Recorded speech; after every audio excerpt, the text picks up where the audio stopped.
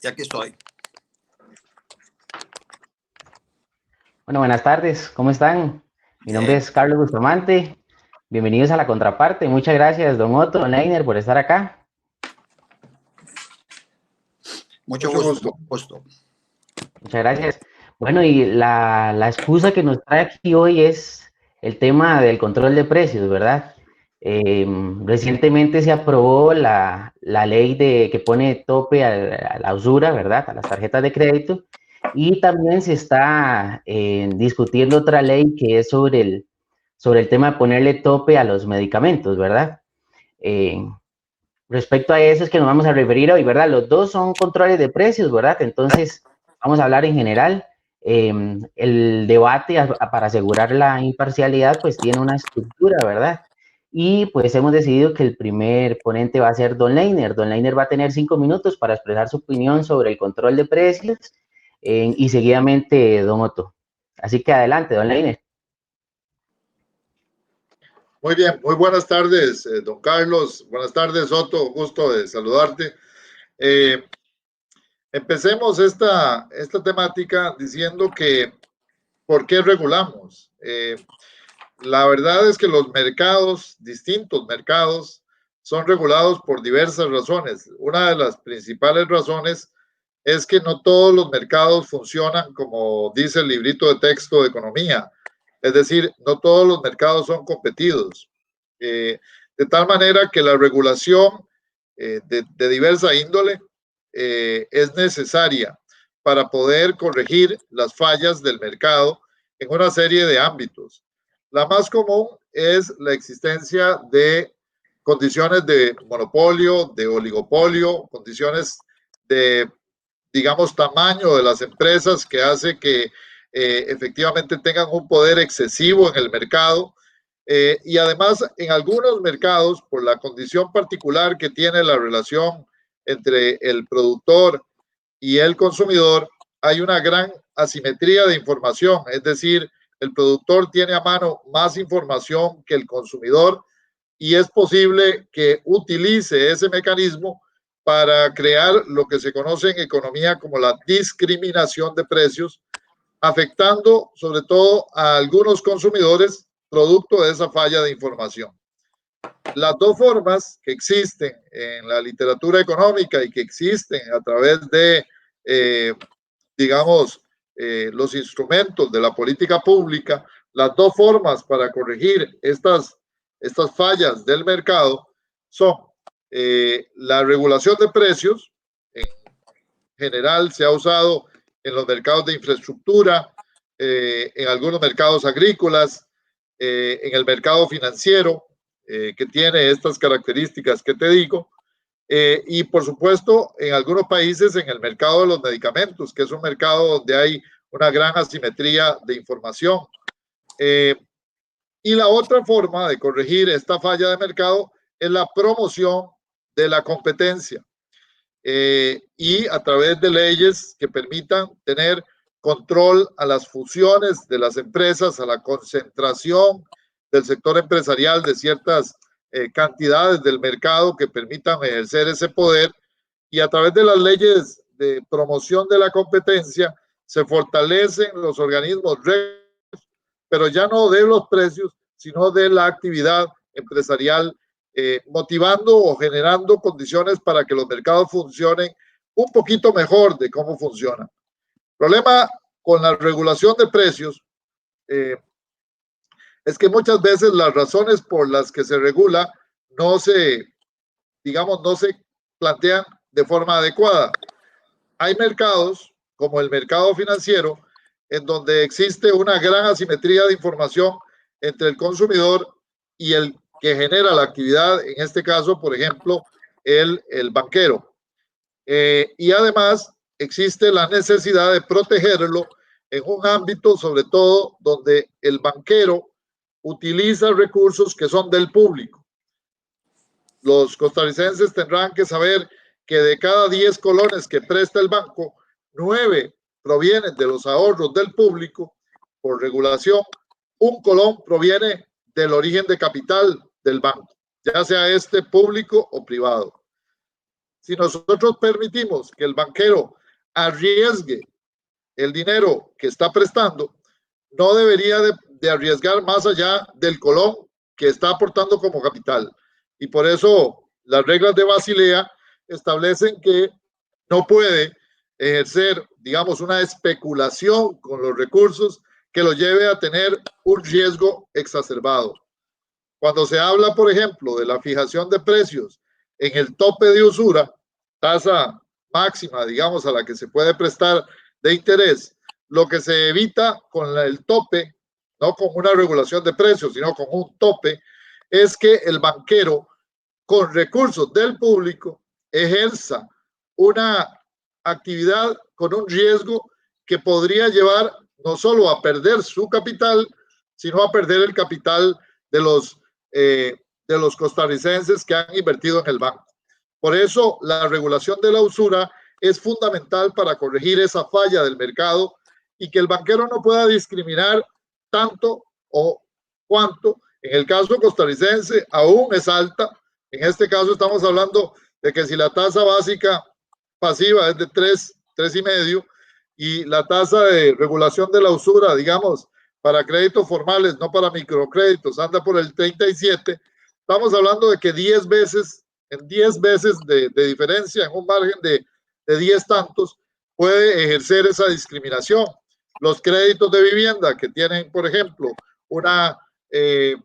digamos, una condición de riesgo mucho más baja, están a una tasa del 8, del 9, del 10%, y los créditos de consumo, que son un poco más especulativos, estarán entre el 20 y el 25.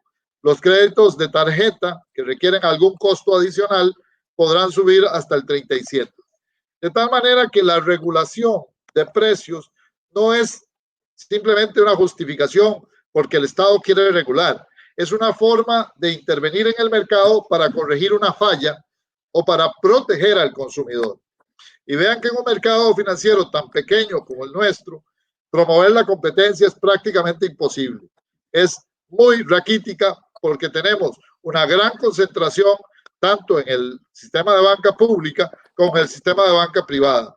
Y el tamaño de mercado no permite promover una competencia efectiva entre estos actores. Podemos hablar de otros mercados. El mercado de las telecomunicaciones es un mercado donde lastimosamente se abandonó la regulación de precios y como tal tenemos hoy en día uno de los costos de telecomunicaciones más altos de todo el hemisferio occidental.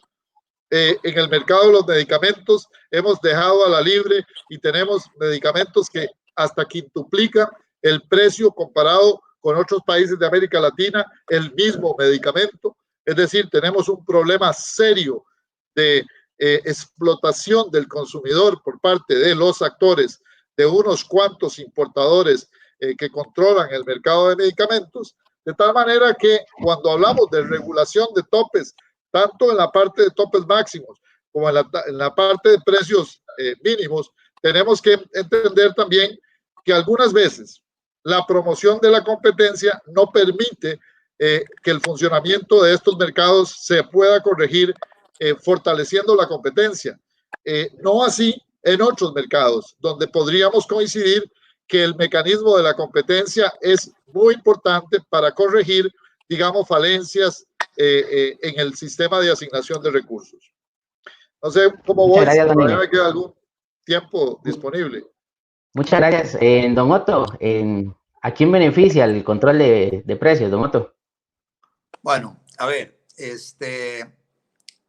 hace algunos años en Costa Rica, y tal vez, Carlos, vos eras muy joven, no habías nacido en esa época, allá en los 70s, en los 80s, en Costa Rica, se practicó un control de precios muy fuerte, prácticamente todos los bienes y servicios. Y el Ministerio de Economía, Industria y Comercio tenía toda una división de control de precios que definía los márgenes de utilidad de las empresas, se determinaba cuánto podían ganar y entonces en el Ministerio de Economía básicamente estaba estaban revisando las estructuras de costos de las empresas para cuánto les permitían que pudieran ganar, etcétera.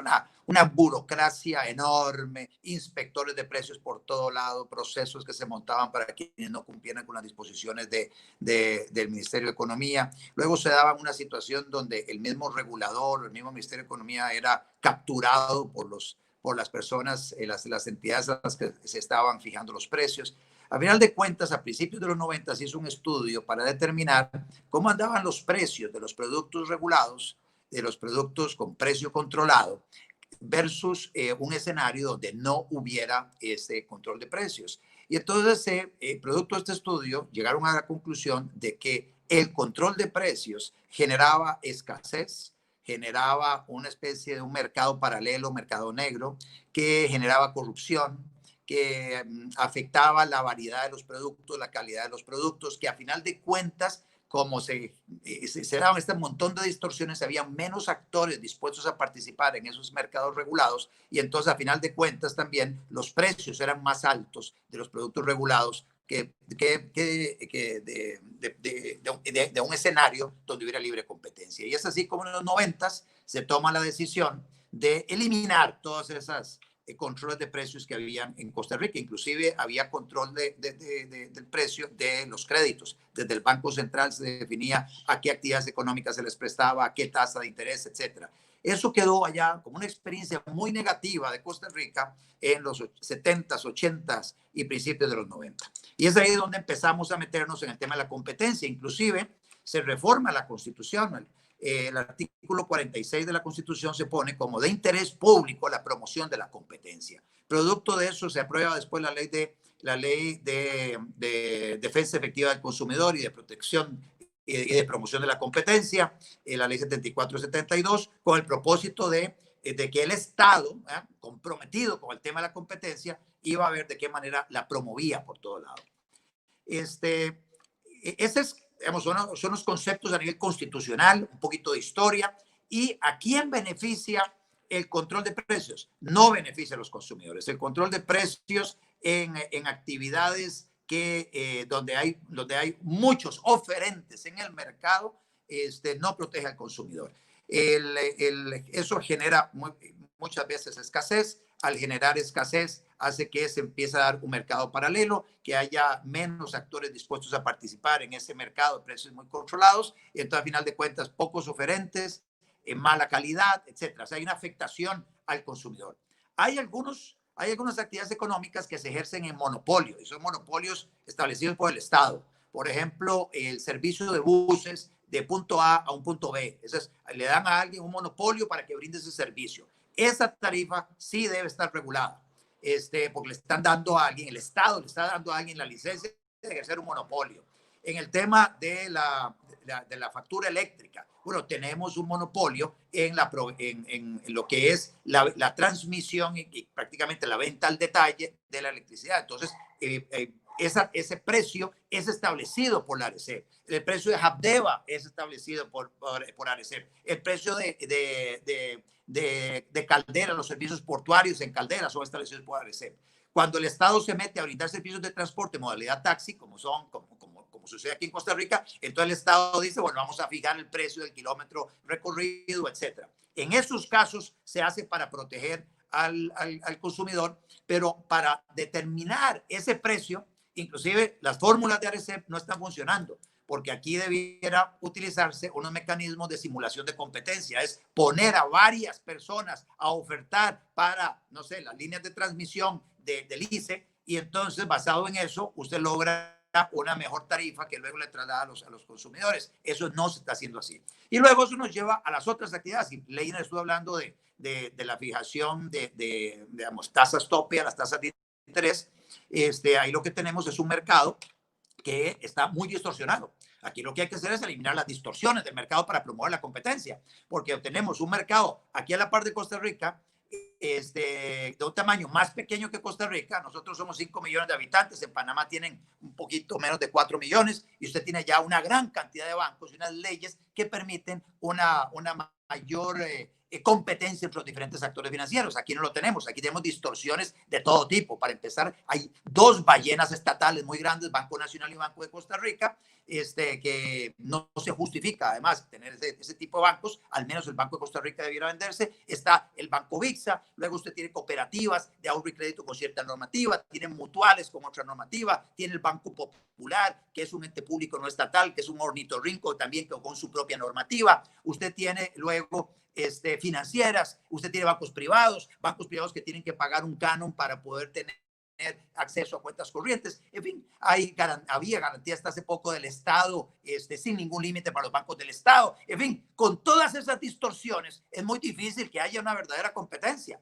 Entonces usted tiene a agentes económicos muy poderosos, que son los dos bancos del Estado, el Banco Popular, unos bancos de la banca privada, que están aprovechándose de los consumidores. Y ahí, en lugar de fijar tasas tope, lo que se debió haber hecho es eliminar distorsiones para aumentar la competencia de los actores en el mercado financiero. Eso se debió haber hecho en el tema de financiamiento. La consecuencia ahora es que hay miles de personas que van a quedar excluidas del sistema financiero y van a terminar en garras de los narcocréditos y el crédito gota a gota. En medicamentos es la misma historia. Ahora mencionaba Leiner que hay en algunos medicamentos hasta un 500%. Yo diría que en algunos otros hasta un 1000%, Leiner. ¿Y esto cómo se arregla? No es mediante un tope a el precio de los medicamentos, es entendiendo la dinámica de la industria y promover la competencia. ¿Cómo se promueve la competencia? Permitiendo importación paralela. Si nos damos cuenta que un mercado de renta media donde se está vendiendo, o de renta baja, donde una multinacional está vendiendo un medicamento que está inscrito en Costa Rica en un precio que es un 500%, un 1000% más bajo que el que se vende aquí en Costa Rica, pues entonces eso le abre los ojos a alguna gente que ven es una oportunidad, hace una importación de varios lotes de ese medicamento que está inscrito aquí en el país y lo comercializa. Y con eso le mete competencia a la industria farmacéutica costarricense y a la industria que comercializa medicamentos en Costa Rica. La importación paralela es una manera de hacerlo. Y por otro lado, mucha educación y abrir fronteras, es promover masivamente la competencia y evitar que se dé una situación como la que hoy vemos en de alguna manera, donde se protege a quienes son los que hacen el registro sanitario en Costa Rica para que haya unos únicos importadores autorizados y con eso se le garantiza una especie de monopolio privado al que hizo el registro sanitario en Costa Rica. Ataquemos eso y van a ver cómo el precio de los medicamentos van a bajar. Muchas gracias, don Otto. Bueno, yo creo que en algo en lo que coinciden los dos, ¿verdad? Es que hay un problema, ¿verdad? El problema son precios muy altos, ¿verdad? El detalle es en que en la forma en la que se hace para que esos precios puedan bajar para toda la población, ¿verdad? Aprovechando esa última parte de don Otto, don Leiner, yo le quisiera preguntar, con los topes a los precios, ¿sí se generan mercados negros, don Leiner? Miren, los mercados negros existen con topes o sin topes. En el mercado, por ejemplo, financiero, existe un mercado negro que ha sido clásico. Yo creo que todos ustedes han visto ahí en los postes de luz el listado de Otto, Beto, Leiner, le presta, ¿verdad? Le presta a plazo dinero, por supuesto que sin saber de dónde viene ese dinero y a través de qué mercado. Y no quiero, digamos, esto, cuando hago este ejemplo, no quiero, digamos, que me malinterpreten. Yo sé que don Otto no tiene y que don Leiner no tiene, pero hay otros que sí tienen este tipo de financieras privadas que están operando fuera de la ley. Pero también hay agencias de electrodomésticos que están prestando con tasas que son completamente absurdas, ¿verdad? Le venden un televisor, un celular, le venden un carro, ¿verdad?, a un ciudadano con una tasa que es abusiva. Así que los topes a los mercados generan un control para esa discriminación. Ahora, hay que tener en cuenta que en el mercado financiero es muy distinto el que opera con recursos propios que el que opera con los recursos del público. Y me parece que en este ámbito la regulación de las tasas de usura se ha hecho para proteger al ahorrante también, para proteger al ahorrante, porque en este momento, antes de la regulación, los bancos privados como el BAC o Prosa y otros bancos estaban prestando a tasas cuyo efecto de riesgo era hasta de un 25 o más por ciento. Es decir, que 1 de cada 4 créditos iba a parar a la corte. Y usted que es abogado, don Otto, sabe que el efecto económico que eso tiene es la quiebra de la persona que pidió prestado. Y esa quiebra no solamente involucraba una pérdida para el banco de capital que era en parte del público, sino que además implicaba que un ciudadano se quedara sin recursos, se quedara sin su casa, se quedara sin su carro, se quedara sin su finca, se quedara sin su capacidad productiva.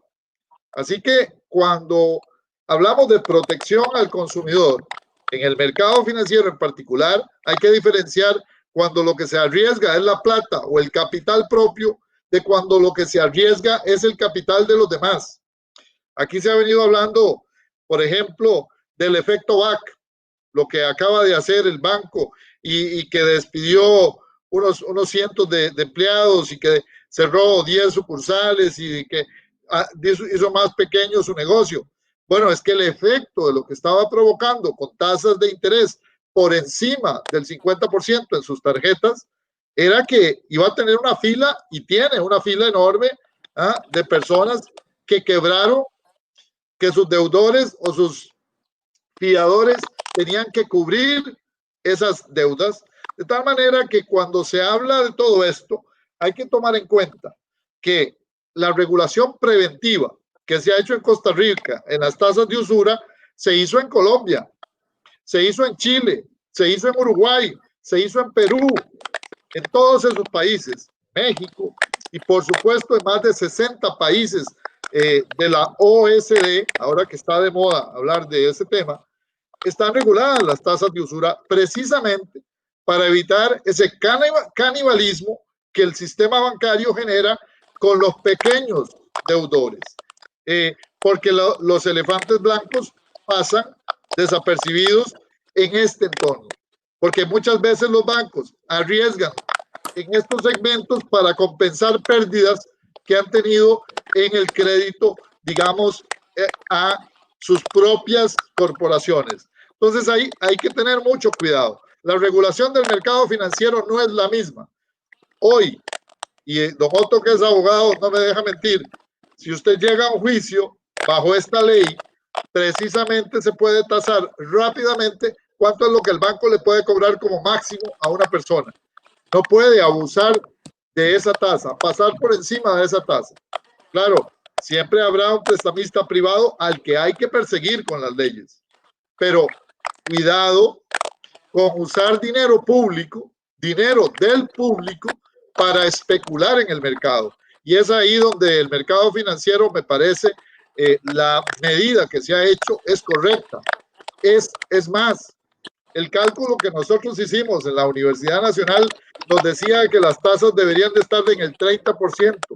Se negoció políticamente para que estuviera en el 37,5%, pero todavía hay mucho margen porque efectivamente hay un proceso de competencia que hay que fortalecer, y ahí sí abono a lo que dice don Otto, hay que corregir una serie de prácticas que los bancos tienen, y hay que corregir, por supuesto, la regulación para que entes como la SUGEF, como el Banco Central, no actúen solamente a favor de los banqueros, sino que también tengamos una actuación a favor de los consumidores financieros.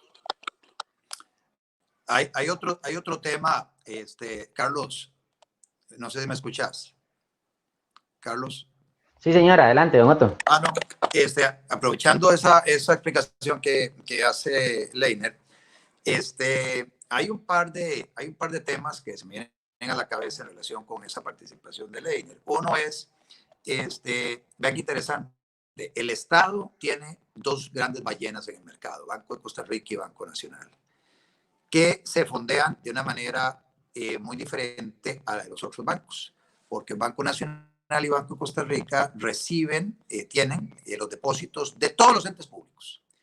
Durante muchísimos años, además, ellos se beneficiaron del monopolio de las cuentas corrientes. Entonces, en la cabeza de la mayoría de los consumidores de servicios financieros y, digamos, de un lugar, de una entidad financiera donde tener la plata ahorrada, depositada, ahí están los bancos del Estado. Yo, de hecho, tuve cuenta en el Banco de Costa Rica hasta el año pasado y la abrí en 1979. Está en la cabeza, que es como el primer banco, se le vino a la cabeza, Banco Nacional, Banco de Costa Rica, que la gente va y abre su cuenta corriente allá.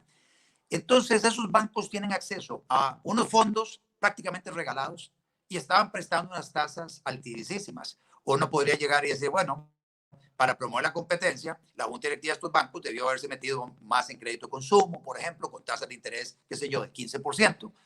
Si tienen un fondo, ¿cómo se llama? Un costo del financiamiento tan barato, podrían hacerlo igual que el Banco Popular.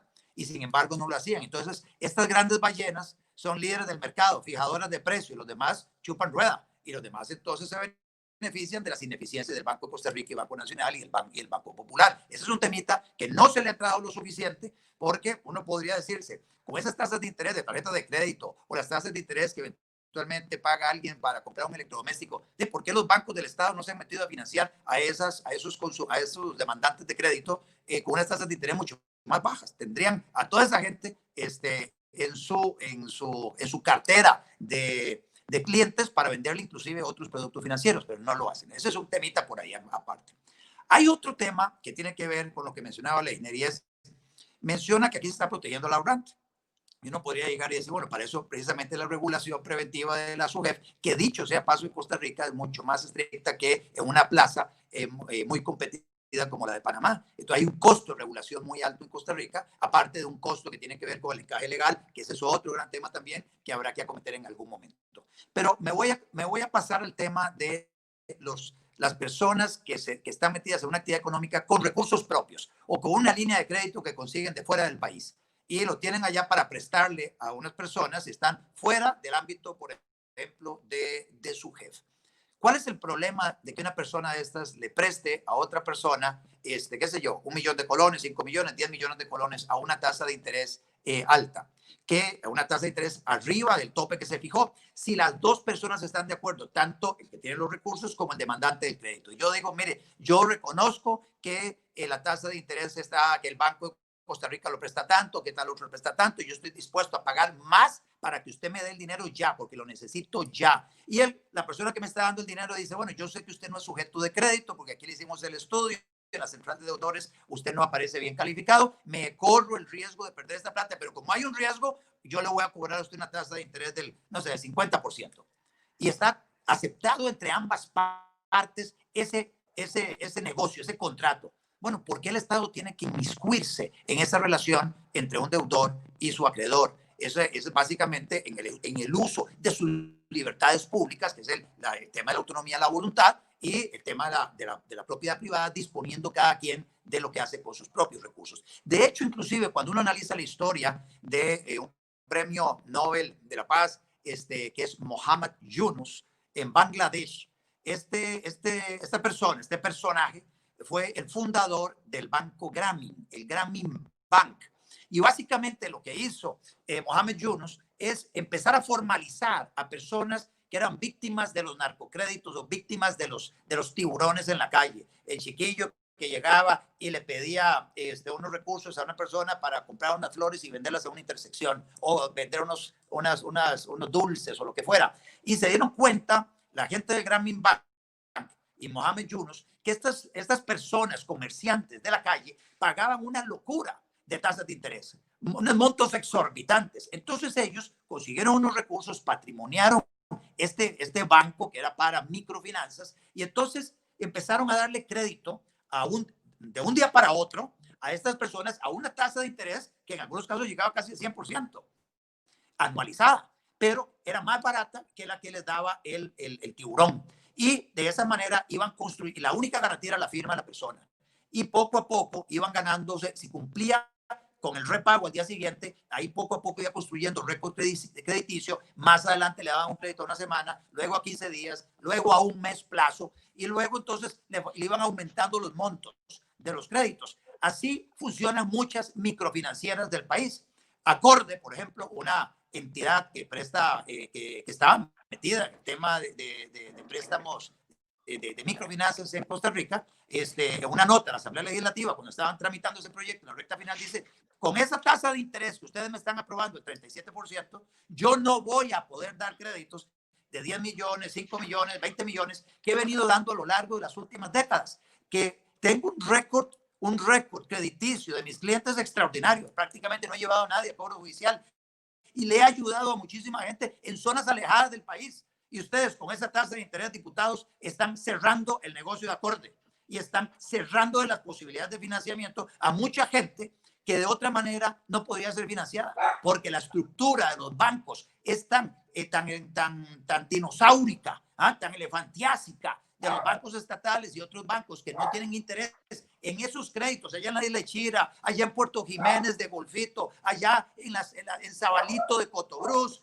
O sea, esas personas hoy no son sujetas, o sea, perdieron la posibilidad de ser financiadas por una entidad como Acorde o inclusive otras entidades como el mismo Grameen Bank Costa Rica, o sea, la organización Grameen Costa Rica, que también quedó fuera de la posibilidad de brindar ese tipo de financiamientos, porque el microcrédito quedó definido en 650,000 pesos. Entonces, arriba de eso está jodido, la tasa de interés tiene que ser 37, y si usted va y es un banco de segundo piso, pide plata, por otro lado, que se la está prestando el Banco Nacional, carísima, y usted ya no cubre sus gastos operativos. Y entonces está impidiéndole a muchas personas que tenían acceso a financiamiento, le están impidiendo tener acceso a financiamiento. Pero vea usted cómo, Carlos, terminamos Leiner y yo hablando del tope a tasas de interés y usted nos invitó a hablar sobre el precio de los medicamentos. No, pero realmente el tema en general es el control de precios, ¿verdad? Y sobre eso también, aprovechando la última parte que usted nos comenta, Otto, se entiende, ¿verdad? La fijación de precios como un precio máximo que se pone al precio que indica el mercado, ¿verdad? Se podría entender también, o hay muchos comentarios, muchos argumentos de personas que lo que indican es que al usted ponerle un tope máximo a algún precio, ¿verdad? De algún servicio, de algún producto, hay empresas que no van a poder competir con ese precio, ¿verdad? Entonces, don Leiner, detrás, por ejemplo, también del tema del tope a los medicamentos, pueden haber capitales queriendo no tener competencia, de excluir a la competencia, empresas que no van a poder competir con ese precio que impone el Estado, ¿verdad? Ese tema es también un tema bien interesante. El problema de los medicamentos es que tenemos una serie de regulaciones no precio, ¿verdad? Para la inscripción, el registro sanitario y los datos de prueba que tienen las compañías que ingresan en el mercado de los medicamentos.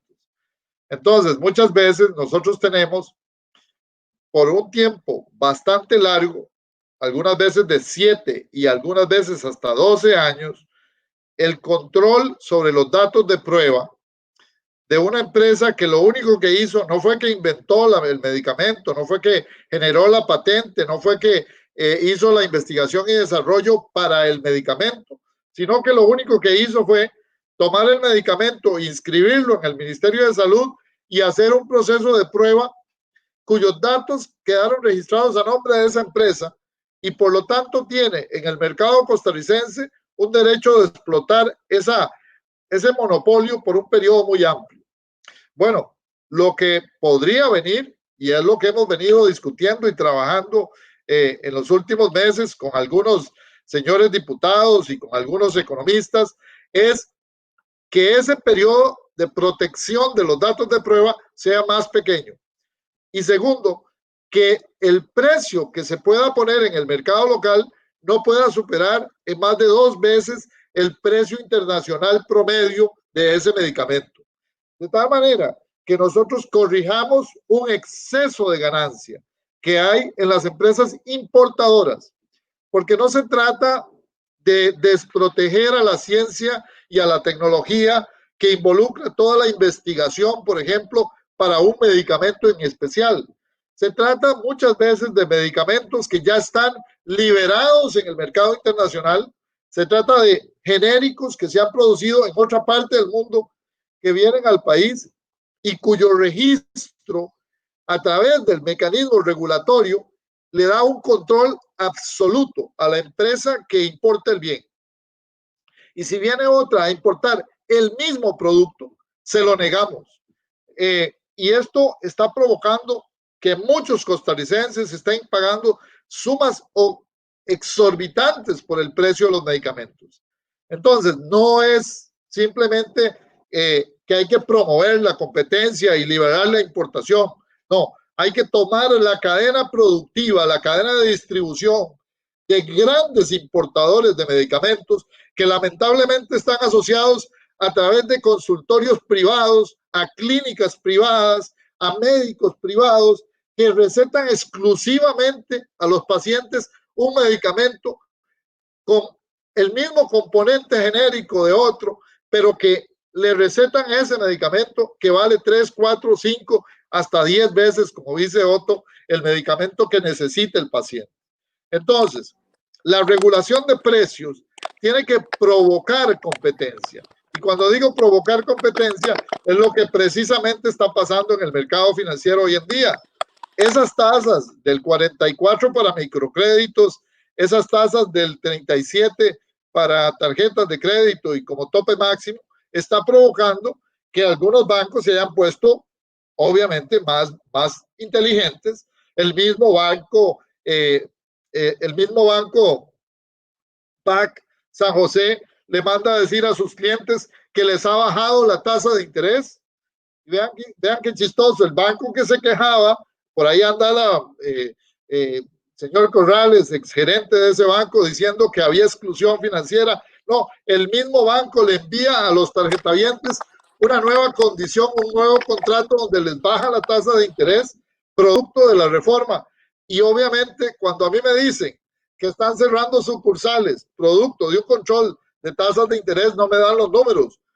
Las sucursales se cierran porque el entorno donde se puso esa sucursal no está generando, rentabilidad, no porque una tasa de interés en tarjetas les esté afectando.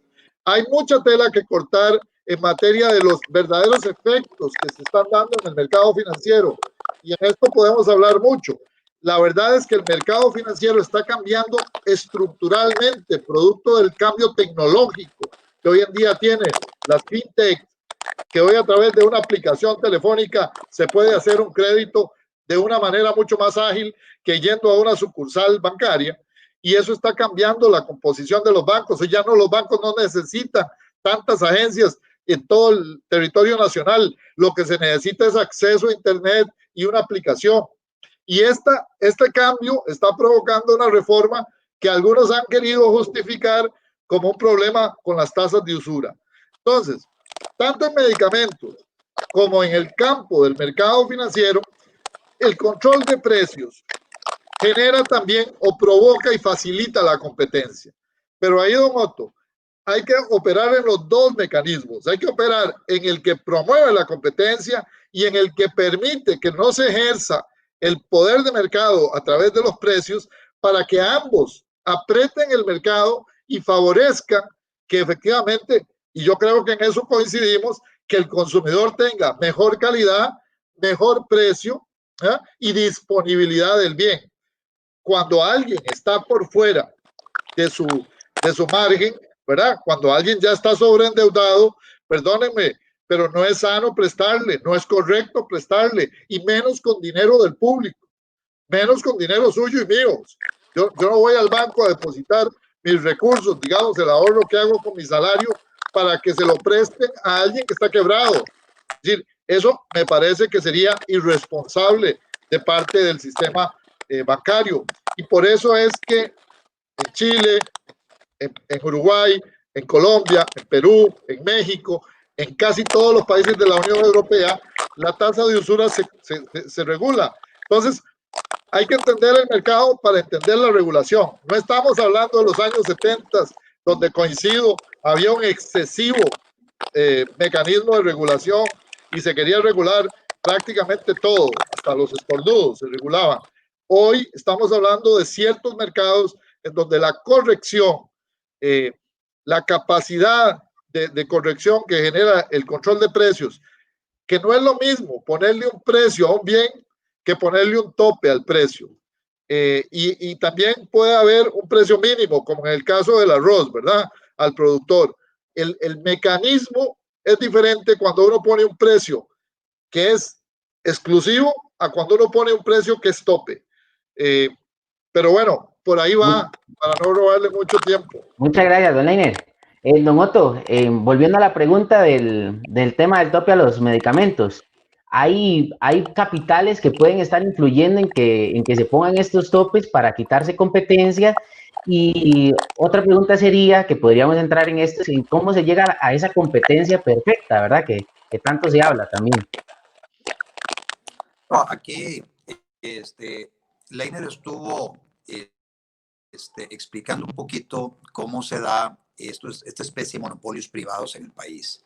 Y por eso es que la atención hay que fijarla ya, que es promover la competencia y cómo evitar que una persona diga, no, yo tengo este registro, yo hice todo este trámite, tengo el registro y por lo tanto soy el único que puede importar este medicamento. Y ahí usted está ya básicamente encontrando la explicación del por qué hay, por lo menos en buena parte, de por qué hay medicamentos tan requete caros en el país. Debería permitirse que si un medicamento ya tiene una aceptación de la entidad acreditadora en los Estados Unidos, que es el FDA, o la entidad similar en Europa, o la entidad similar en Japón, por ejemplo, que tienen mucha más tecnología, muchas más recursos para poder determinar si un medicamento es apto para la salud y efectivamente cuando dicen que cura tal cosa o previene tal cosa, que efectivamente tenga esos atributos, que ese tipo de medicamentos puedan inscribirse de inmediato o permitirse su libre venta en el país. Ese es un tema fundamental y evitar también de que se pueda ejercer ese monopolio por parte de quien haga el registro sanitario. O sea, si usted si hay un producto que ya está autorizado para comercializar en Costa Rica, cualquier persona debiera poderlo importar. Y eso entonces aumenta la competencia y hace que si alguien se quiere jugar de vivo, pues entonces eso le abrirá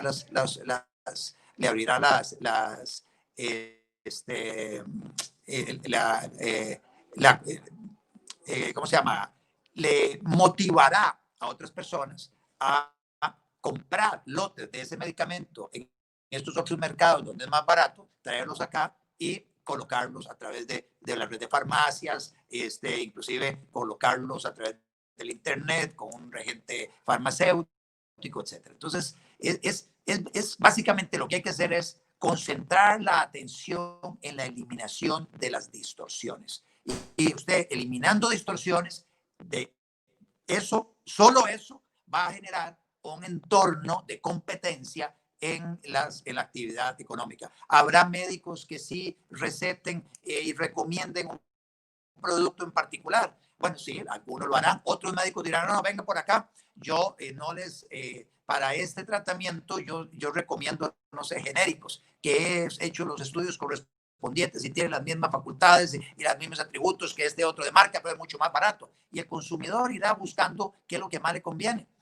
Algunos dirán, no, yo confío más en el producto de marca, bueno, compro el producto de marca. Otros dirán, no, yo me la juego con el producto genérico porque hay una gran cantidad de médicos que hablan de las bondades de los genéricos, etcétera. Yo confío en ellos, yo confío en mi médico, etcétera. Y basado en eso, voy y compro genérico. Y luego las farmacias pueden hacer mercadeo diciendo, no compre tal producto de marca si yo tengo este genérico que vale una tercera parte de lo que vale el producto de marca.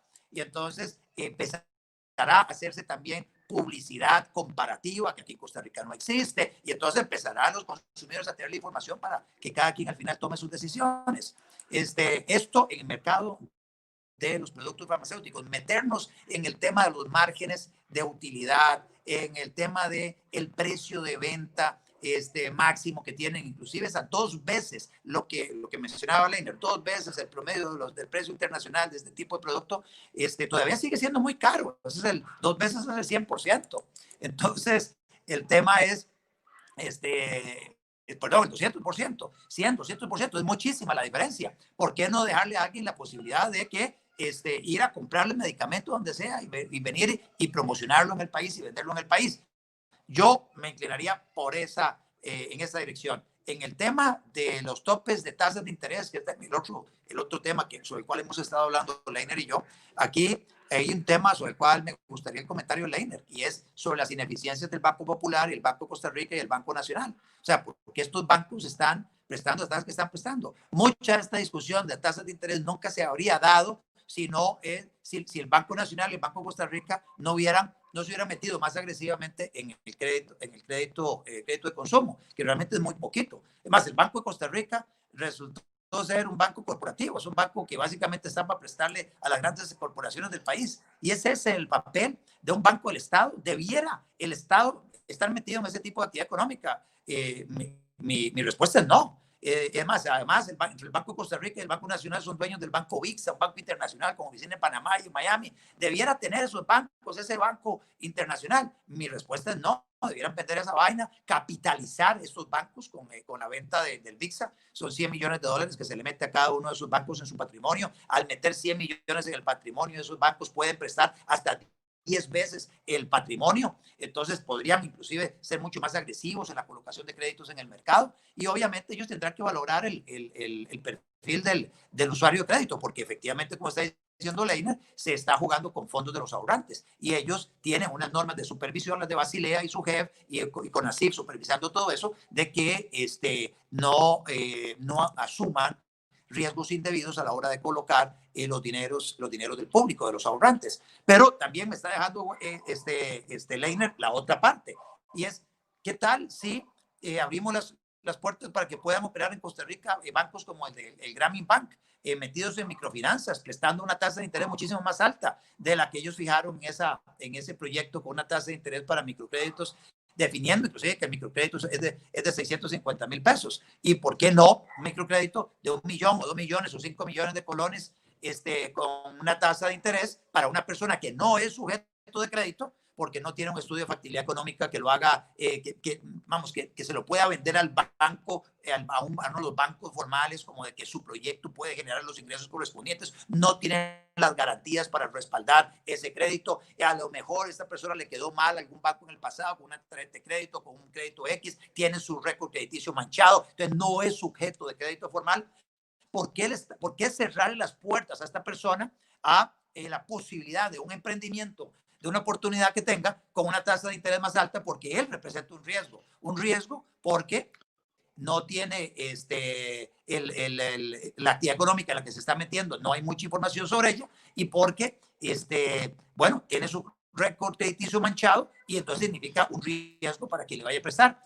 A mí, yo no quiero, no me gusta la tesis de que esa persona tiene que básicamente esperar a que pase no sé cuántos años para limpiar su récord crediticio para poder acceder a un crédito. ¿Por qué le estamos cerrando a esta persona la oportunidad de vincularse con otra persona que esté dispuesta a arriesgar su capital, su patrimonio, prestándoselo a una persona que significa cierto riesgo? Le dice, sí, yo se lo presto, pero al 50% anual. Y alguna gente hará los números y dice, la pucha, sí, yo con esto que estoy metido en comercio voy a darle vuelta y yo me voy a ganar un 50% de retorno sobre mi inversión mensual en esta actividad, y el 50% anual lo pago muerto de risa, porque el negocio en el que estoy se presta para eso.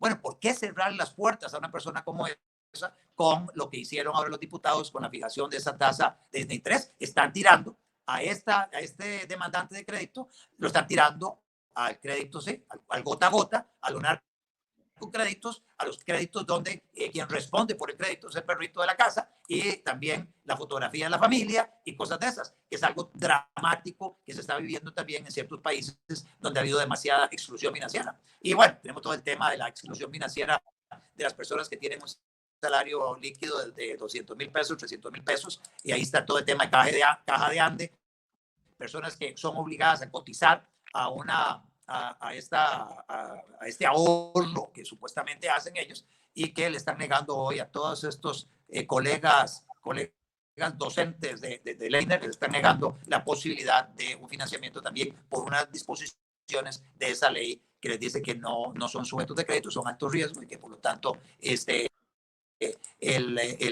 los diputados, en un afán así muy paternalista, cuidando a la persona que no sabe cuidarse a sí misma, le dicen, usted tiene que tener una parte líquida disponible para usted y nosotros lo estamos cuidando para que usted no tome decisiones incorrectas en su vida. Y entonces, nuevamente, estamos hablando de adultos, hablando de los otros adultos, pero hay unos adultos que saben lo que le conviene a los otros adultos, porque hay un montón de adultos imbéciles que no saben lo que les conviene. Y entonces hay que protegerlos de sí mismos. Y entonces esa es la fatal arrogancia de algunos estatistas con los cuales yo tengo serios desencuentros. Y con todo el cariño al colega docente Leiner Vargas. Don Otto, y siguiendo esta línea, don Leiner, que hablaba don Otto también de que muchas veces una persona prefiere pagar una tasa más alta a no tener disponible para poder adquirir un préstamo, ¿verdad? Eso también lo podemos ver en los medicamentos, ¿verdad? Si a un familiar mío le recetan un medicamento y es urgente, ¿verdad? Yo prefiero que esté el medicamento y pagar un poco más a que no esté, ¿verdad? Entonces, ya para ir cerrando, don Leiner, ¿cómo se evita esta idea con el control de precios de que primero en llegar, primero en servirse, ¿verdad? O sea, si no llego primero a la fila, no encuentro el medicamento. ¿Puede pasar eso con los medicamentos, don Leiner? Bueno, en el caso de los medicamentos, vuelvo a insistir en que hay que usar las dos varas. Hay que usar, y qué bueno que don Otto está en esa tesitura de que hay que corregir todos esos excesos que tiene el registro sanitario costarricense de medicamentos, porque esto también opera para para todo lo que es agroquímico en el país. Hay que corregir estos excesos porque estas compañías importadoras han venido usufructuando de un poder de mercado excesivo y ese mecanismo hay que eliminarlo y hay que eliminar también las rentas excesivas porque son muy pocos los distribuidores. Son las cadenas de farmacias, están concentradas altísima, de forma muy alta en ciertos actores y esa, digamos, la necesidad de provocar mayor competencia, mayor apertura, que haya mayor oferta de medicamentos disponibles a precios razonables en el mercado es importante. Yo creo que descartar un instrumento porque no me gusta, bueno, yo por supuesto que en esto no es un asunto de personas, yo con Otto tengo una relación muy particular en la que podemos tener cosas en las que coincidimos y cosas en las que no coincidimos. Este no es un asunto de personas, es un asunto de ideario, de posición política y de posición ideológica. En este ámbito me parece que el instrumento de la regulación puede servir. Vean, en el caso de los medicamentos conozco prácticas muy particulares. Por ejemplo, los nicaragüenses que viven en Costa Rica acostumbran traer medicamentos por encomienda desde Nicaragua. Y entonces los costarricenses que nos damos con la mano en el pecho diciendo que somos los más cargas de Centroamérica, muchas veces terminamos pagando 5 o 10 veces por un medicamento que nuestros hermanos nicaragüenses compran en Nicaragua 10 veces más barato que acá, teniendo un gobierno como el que tienen en Nicaragua. Bueno, eso es porque precisamente nosotros hemos creado estas distorsiones en el mercado que hay que corregir. Ahora, me parece que en materia de control de precios hay que tener mucho cuidado dónde se pone el control. Don Otto hablaba de cuotas más que de precios y de límites más que de precios. Es posible que se haya excedido el límite de los 650,000 y me parece que eso es discutible. Podría ser que ese límite sea de 5 millones, don Otto. No es, por lo menos en mi caso, no es un tema, digamos, que no se puede abrir a la discusión. Se puede discutir en la implementación del reglamento, valorar los efectos en el mercado y a ir corrigiendo ese límite para que ojalá pueda haber, digamos, un espacio para evitar, digamos, que se mueva al sector, digamos, no formal ese tipo de créditos. Lo que sí es importante es que vean, con solo el anuncio de que se va a poner el reglamento, Ya los bancos privados corrigieron las tasas. Y miren, me gustaría que nos fijáramos en cuántas tarjetas de crédito se corrigieron. Las 70,000 tarjetas que el BAC dejó y cortó y dejó de usar eran tarjetas que no se usaban en el mercado financiero. Lo que pasa es que los bancos privados tienen, digamos, un discurso de un lado y una realidad de la otra. Las tarjetas de crédito, una persona que es un buen usuario de crédito, que tiene buen récord crediticio, que puede pagar al 49, imagínense cómo no va a poder pagar al 37. Es decir, por supuesto que es un buen usuario del crédito y va a recibir una buena atención, y además los bancos no se van a deshacer de ese usuario del crédito. Este tema es que más bien ahora van a tener que competir por un mercado mucho más de alguna manera rico, que es darle mejores servicios a los tarjetavientes, ofertarles mejor condiciones de crédito, dejar de cobrar esas excesivas tasas que cobraba, por ejemplo, el BAC San José en el datáfono, que todavía está durmiendo el sueño de los justos, la reglamentación ahí en la SUGEF. Estas cosas del mercado financiero son muy diferentes a como las pintan los banqueros. Lo que sí es importante, y vuelvo a decir, es que tiene razón don Otto en algo que dice, y es que nuestros bancos públicos tienen que dejar de ser bancos que actúan como si fueran bancos privados. Tienen que empezar a producir de verdad efectos en reactivación económica, y de verdad tienen que empezar a bajar la tasa de interés de muchos de sus créditos, porque efectivamente los bancos públicos no están para competir en créditos de consumo, no están diseñados para eso, fueron diseñados para fortalecer la producción nacional. Y ahí me parece que los bancos tienen todavía una amplia oportunidad de mejora, y hay que corregir. Y yo estoy de acuerdo, y además comparto la tesis de don Otto, pero no por razones de que haya que disminuir al sector público, sino por razones de lógica, de que el sistema financiero está cambiando, y hoy sería mejor, en el marco de la pandemia, fundir el Banco Nacional y el Banco de Costa Rica y capitalizar un solo banco, porque va a haber que capitalizarlo cuando tienen cerca de un 40% de la cartera de mora, producto de la pandemia. Va a haber que capitalizarlos. Por lo tanto, fundirlos sería mejor, y me parece que esa capitalización le favorecería al país. No es necesario tener tantas sucursales de bancos, sobre todo de bancos públicos, una en cada esquina, teniendo la oportunidad de tener un banco bien capitalizado. En eso concordamos, pero no es vendiéndolo, porque en este momento vender el Banco de Costa Rica al país no le daría prácticamente nada. Es decir, no se vale vender los activos públicos así ya en bancarrota, porque los estaríamos regalando, pero sí fundirlos y capitalizar el banco, digamos, llamado Nacional de Costa Rica, para que no se ofenda ninguno de los nombres. Eso podría ayudarle al país en medio de la pandemia.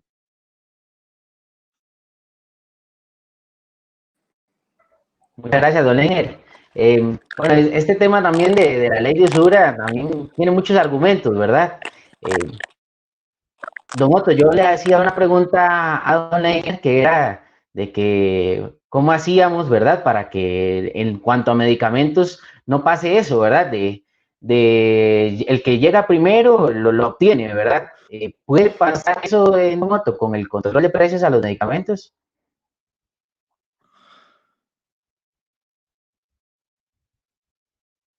Don Otto. Distorsionó un poquito la señal y no le escuché, Carlos. Sí, le preguntaba a Moto que si puede pasar de que usted llegue y que puedan no encontrar el medicamento, ¿verdad? Que el primero en llegar a la fila es el primero que lo obtiene en cuanto al tema de la regulación de los medicamentos. No, o sea, yo lo que siento, Carlos, es que acá el principal problema tiene que ver con que hay pocos actores controlando los registros sanitarios.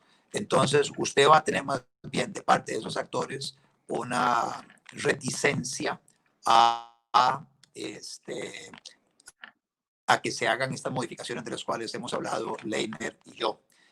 Ahí es donde tenemos que trabajar intensamente para promover la competencia. Entonces, aquí es donde, por lo menos para nosotros los liberales, nosotros hablamos de capitalismo de amigotes o de corporativismo muy fuerte, o ese capitalismo salvaje, inclusive que señalaba Juan Pablo II, tiene que ver con esas alianzas que se dan entre poder económico y poder político para impedir que haya competencia en una actividad económica. Entonces, y cuando estas personas se acercan al poder y les dicen, miren, no me modifique toda esa vaina, no me modifique ese entramado legal que se ha ido construyendo a lo largo del tiempo, entonces básicamente tienen de parte de los gobernantes una protección para esquilmar a los consumidores de medicamentos. Una palabra más, más coloquial de esquilmar es aturuzar, para aturuzar a los consumidores. Entonces, eso es algo que, de que debemos atacar.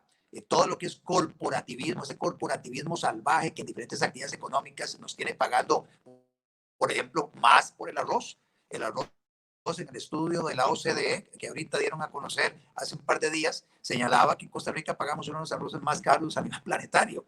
Entonces, claro, tiene su grupo pequeño de productores de arroz, de industriales del arroz, aliados con los gobernantes de turno que aprobaron una legislación que les permiten a ellos controlar la producción y el desabasto. El desabasto en la corporación arrocera, los que hacen la importación, son ellos los que básicamente se reparten entre productores, aunque no estén produciendo, e industriales, el excedente entre el precio de compra del arroz, muy barato, y el precio de venta al público. Y entonces usted tiene básicamente un sistema para proteger a un grupo muy pequeño de productores de arroz, obligando inclusive al millón de pobres en Costa Rica que en su dieta el arroz es una parte esencial y que se lleva y que gastan además como porcentaje de su ingreso, un porcentaje mayor en alimentación que el que podemos gastar Leiner y yo como porcentaje de nuestros ingresos en alimentación. Una de esas personas pobres se gasta un porcentaje mucho más alto en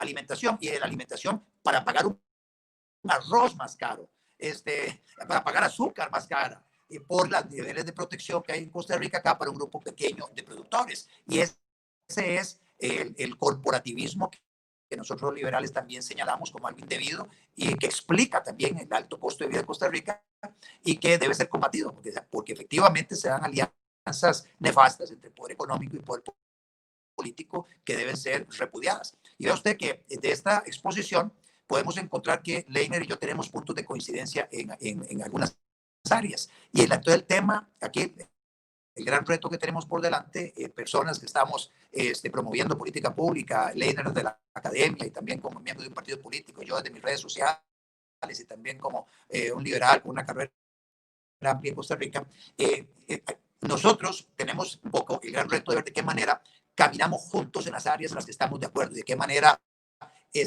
juntamos esfuerzos para lograr avanzar en esa dirección. Y me parece que en el tema de los medicamentos, toda esa parte que tiene que ver con los registros sanitarios, con permitir que un registro, una persona que tenga un producto ya validado por el FDA en los Estados Unidos o por la oficina similar en Europa o en países asiáticos como Japón, que este tipo de productos puedan venderse libremente en Costa Rica o con trámites muy sencillos. Si caminamos en esa dirección, nosotros vamos a hacer muchísimo por los consumidores de medicamentos. Y luego está todo el tema de la banca pública, el rol de la banca pública que acaba de mencionar Leiner, donde también podemos encontrar que hay cosas que están muy mal hechas en la banca pública. Y ahorita Leiner y yo venimos saliendo de un debate donde hablábamos sobre el tema de déficit fiscal, cómo acometerlo, el tema de la propuesta del gobierno de reducir la jornada laboral un 15% de salarios y los correspondientes salarios de funcionarios públicos. Ahí hablábamos también del tema de gasto público. Y una manera también de poner atención al gasto público, Leiner, tiene que ver con esa posición tan facilona de los bancos que reciben los ahorros de todos los entes públicos y de los ahorrantes individuales, y con ese dinero, en lugar de metérselo en la economía, se lo prestan al gobierno a unas tasas de interés estratosféricas, y entonces tienen utilidades de producto de las colocaciones que hacen del financiamiento al gobierno. Esas tasas de interés de lo que le paga el Estado a los bancos del Estado por ese financiamiento, esas tasas de interés podrían bajarse y usted podría tener una reducción importante en lo que es a nivel por lo menos contable y eventualmente flujo de caja cuando los dineros haya que pagarlos en lo que es deuda pública. Pero bueno, ese es tema, te lo dejo ahí, Leiner, para que luego tengamos una conversación sobre ese tema. De todas maneras, quedaste de enviarme una información sobre el tema de exoneraciones, pero sí, Carlos, rescatar en esta participación de que tenemos algunas coincidencias sobre las cuales podemos trabajar mucho para lograr bajar el precio de los medicamentos, insumos agropecuarios, mencionaba Leiner. Tenemos casi 10 años o un poco más de que no se inscribe ninguna molécula en Costa Rica. Entonces los productores costarricenses están jodidos porque tienen que utilizar herbicidas más ineficientes, herbicidas que tal vez contaminan más el ambiente, no solo herbicidas, sino que también fertilizantes, fungicidas, etc. Entonces tenemos a los productores costarricenses enfrentándose a productores en otros países en desigualdad de condiciones porque no tienen acceso a los insumos agropecuarios que tienen en otros lados, más baratos, más efectivos, más eficientes, tienen que pagar mucho más por los vehículos de carga, 50%, 60% de impuesto frente a los vehículos que utilizan sus contrapartes o sus competidores en otros países. En el tema agropecuario tienen acceso en otros países a semillas que aquí no tenemos acceso por un montón también de restricciones, etcétera. O sea, hay mucho que hacer para bajar los costos del sector productivo en Costa Rica y promover la competencia, porque la realidad es que hay una gran cantidad de mercados donde no hay competencia, pero por culpa de las regulaciones excesivas del Estado. Y ahí es donde tenemos que trabajar intensamente para eliminar esas regulaciones y promover la competencia en todas las actividades económicas. Bueno, ya se nos está acabando el tiempo, don Leiner. Lo veo con ganas de comentar algo. Tal vez a manera de conclusión, don Leiner. No, siempre es bueno escuchar y debatir sobre estos temas de política pública. Creo que tiene que quedar claro que la promoción de la competencia es una herramienta fundamental para el desarrollo de mercados más acorde con lo que el consumidor espera. Y esto no lo podemos negar los que tenemos una posición, para decirlo así, de que creemos en la intervención del Estado en los mercados para corregirlos, para favorecer, sobre todo, una asignación de recursos acorde.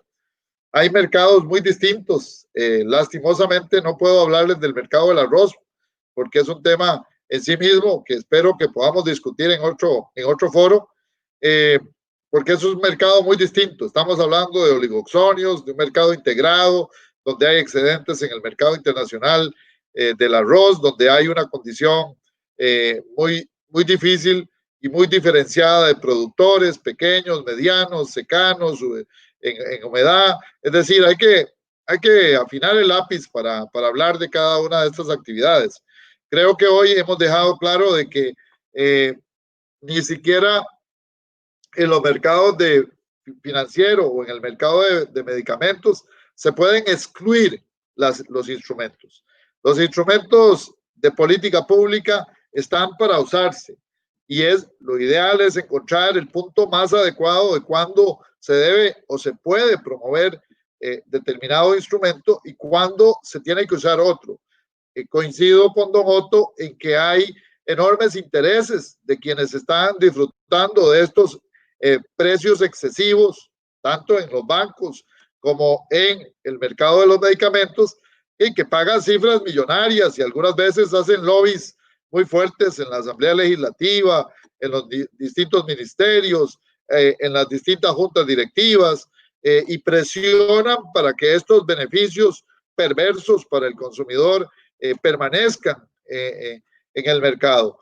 Así que no es fácil. Estos también financian campañas políticas y financian campañas de prensa y financian hasta medios de comunicación para hacer lobby alrededor de uno u otro tema. De tal manera que que hablemos de este tema no puede ser más bien, creo yo, una gran ventaja para informar a la ciudadanía, para decirle que cuando hay que actuar y cuando se actúa con prudencia, pero con consistencia, se puede tener un mejor futuro. Y el mejor futuro es que los mercados funcionen. Y por eso mi último libro es precisamente Más democracia para mejores mercados. La democracia es un instrumento fundamental para fortalecer la institucionalidad y para fortalecer el funcionamiento de los mercados. Los mercados sin instituciones, sin reglas, muy difícil que funcione. Y eso creo que en esto compartimos con don Otto de que es posible mejorar esas reglas del juego en esos ambientes regulatorios para que funcionen mejor los mercados en beneficio de los y las costarricenses, que creo que en este tema coincidimos los dos. Ambos estamos buscando que el costarricense tenga mejores precios, tenga mejor calidad y tenga acceso a los bienes y servicios, ojalá disponibilidad de ellos siempre. Así que yo le agradezco mucho a usted por la invitación y pues, por supuesto a Otto por esta conversación, que a pesar de que tenemos diferencias, creo que ha sido en un marco de respeto y muy cordial. Un saludo.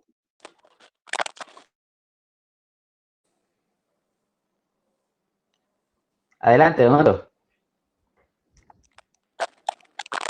Bueno, primero que nada, Carlos, muchas gracias por la invitación y un saludo. Y bueno, muy complacido de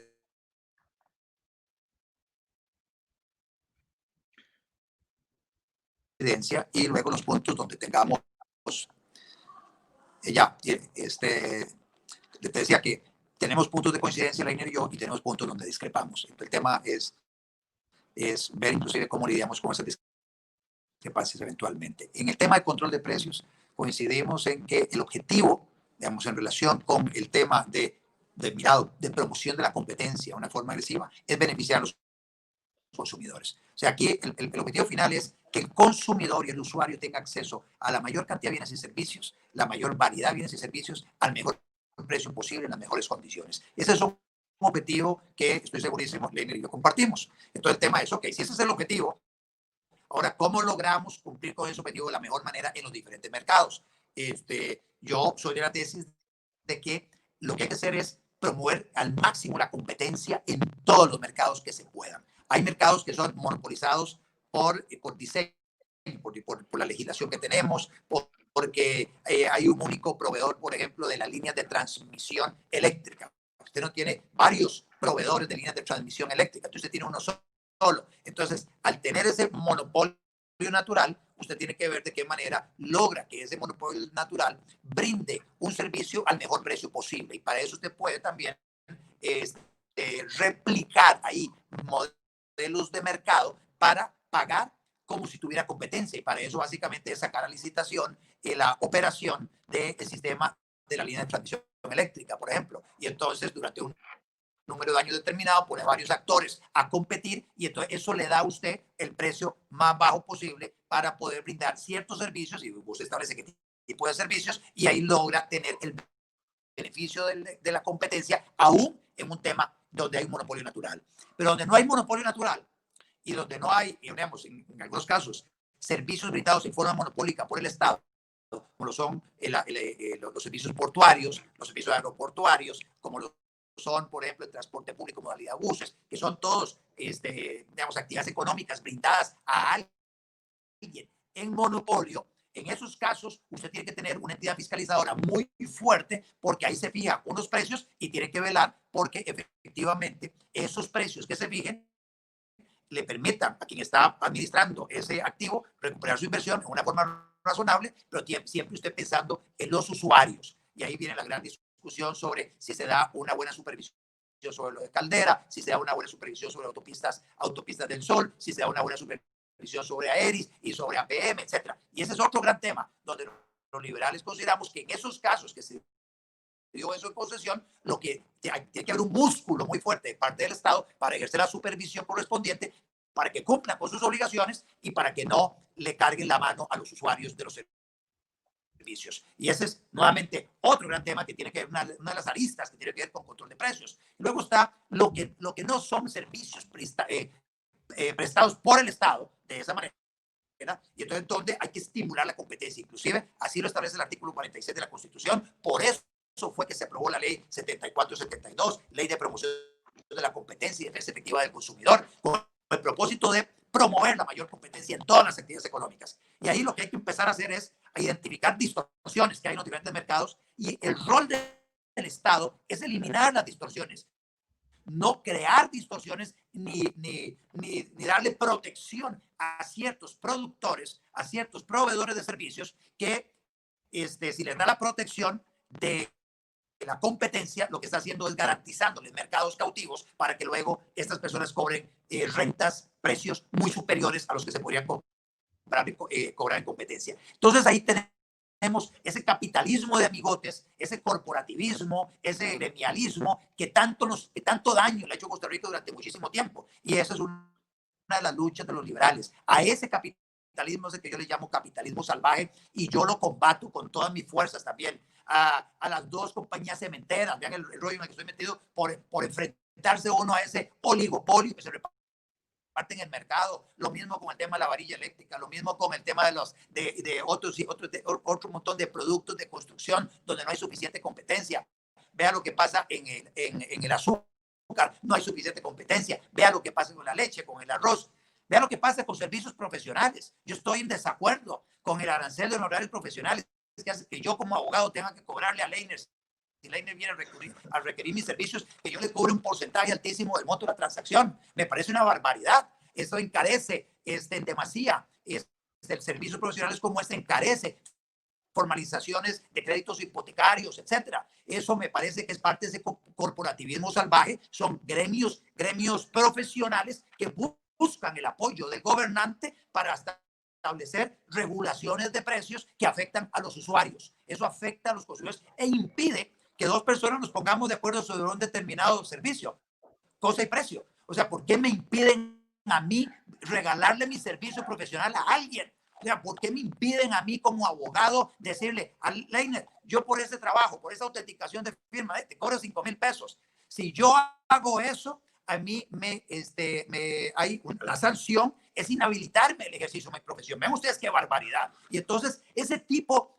de medidas son medidas que hay que ir eliminando con el propósito de promover la competencia. Entre más competencia haya en todas las actividades económicas, mejor vamos a estar los consumidores y usuarios.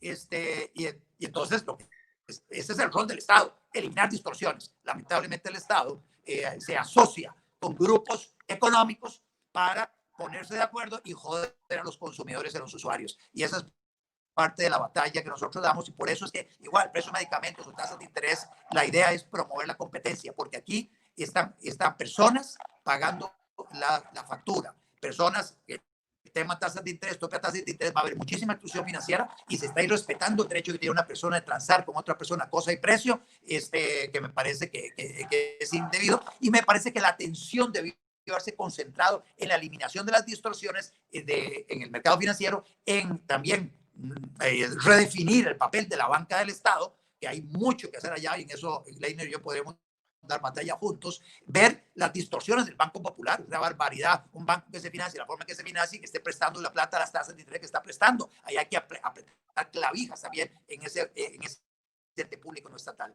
Pero bueno, ya para concluir, agradecerle, Carlos, agradecerle a Leiner por esta conversación, y creo que hay mucho que hacer en Costa Rica, y en esto tanto Leiner como yo podemos aportar muchísimo. Hay temas en los que coincidimos, caminemos juntos en esos temas, y en los que no coincidimos, ahí discreparemos respetuosamente, y ahí veremos quién es más efectivo vendiéndole los argumentos a tomadores de decisión de política pública para que encaminemos a nuestro país en la dirección de esos argumentos con el propósito final, beneficiar a los consumidores y a los usuarios para que tengan la mayor cantidad de bienes y servicios, la mayor variedad al menor precio posible.